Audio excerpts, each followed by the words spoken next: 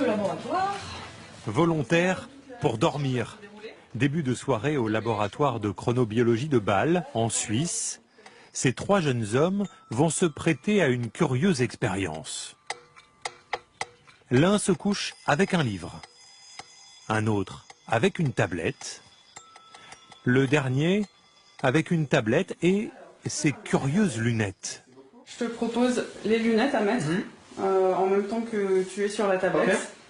Voilà, tu verras un petit peu en orange. C'est quoi ces lunettes alors là? Donc c'est des lunettes qu'on appelle les blue blockers. Ça bloque en fait les rayons bleus qui proviennent de l'écran de la tablette, quoi. C'est cette lumière bleue qui intéresse les scientifiques.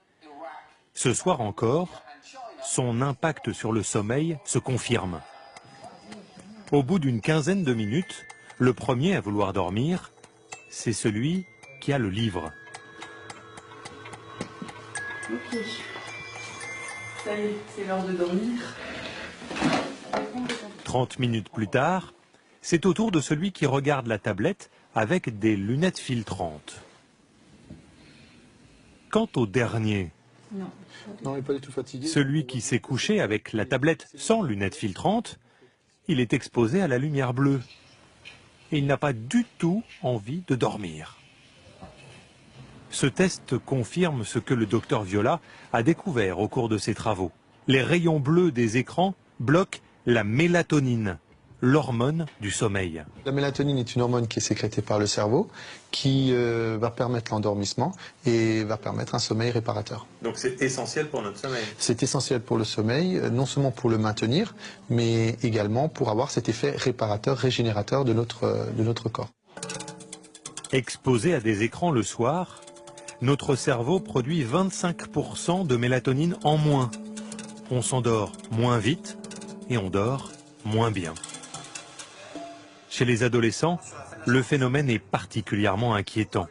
1 sur 4 ne dort pas assez. Comme Axel, 15 ans. Nous protégeons son anonymat pour lui éviter des problèmes avec les professeurs.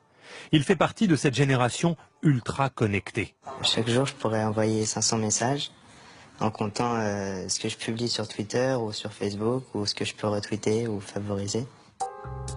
Le problème, c'est que cette addiction ne s'arrête pas à la tombée de la nuit.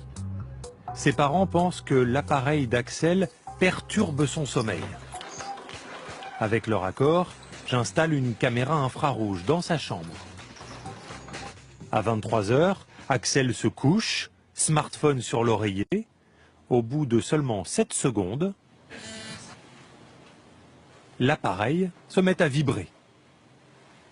Happé par son écran, il envoie alors des SMS, passe de Facebook à Twitter, de Snapchat à YouTube. Il est sur tous les réseaux sociaux. Après avoir surfé 1h15, Axel finit par s'endormir. Les matins de cours, c'est vrai que le réveil est dur, mais c'est vrai que la journée, j'ai des moments de fatigue à cause de ces manques de sommeil. Parfois, en période scolaire, Axel ne dort que 6 heures. À son âge, pour être en forme, il lui faudrait 3 heures de sommeil en plus.